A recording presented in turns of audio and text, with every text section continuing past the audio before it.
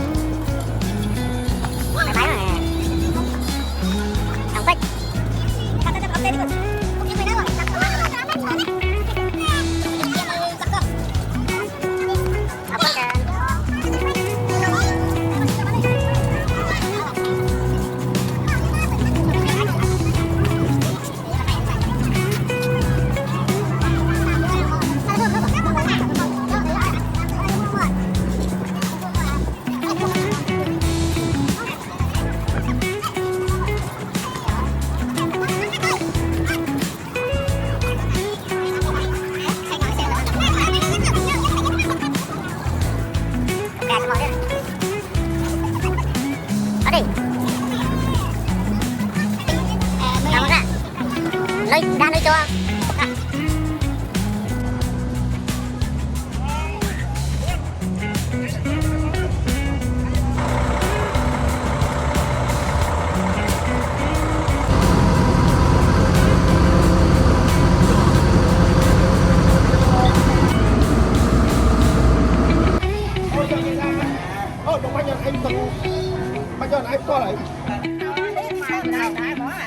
thôi đây đâu nhâm mai mà đón bờ lời dương trên tầng nào ấy dương trên tầng nào có snatch dương từ lên có smash từ lên có cán bò bà ok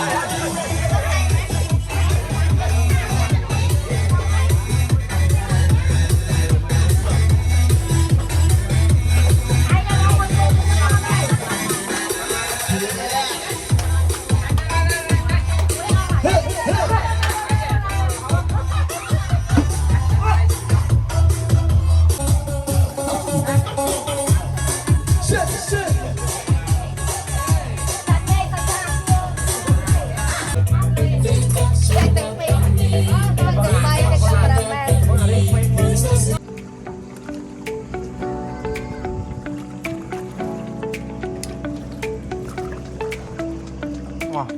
To. Chỗ lấy.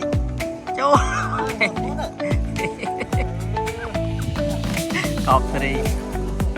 Hello. Thân á. Tụi lên thì thoát có sắp vậy. Mẹ mang khi trên đây xinh xinh nhé. Okay, let's go.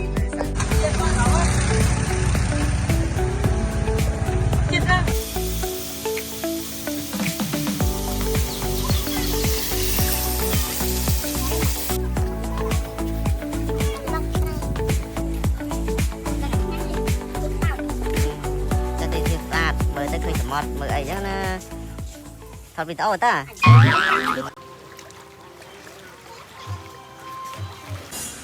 tiếp tục lang từ bên hai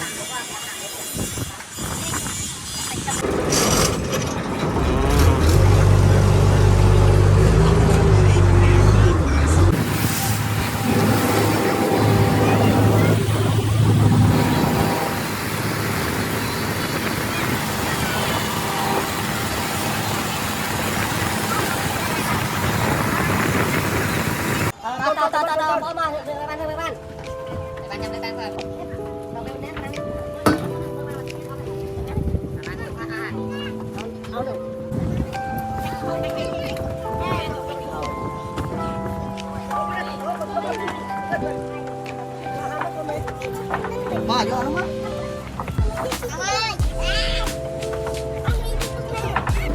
Bye bye. Tiếp trong cái nào tụi mình. Bye nha. Bye. Hãy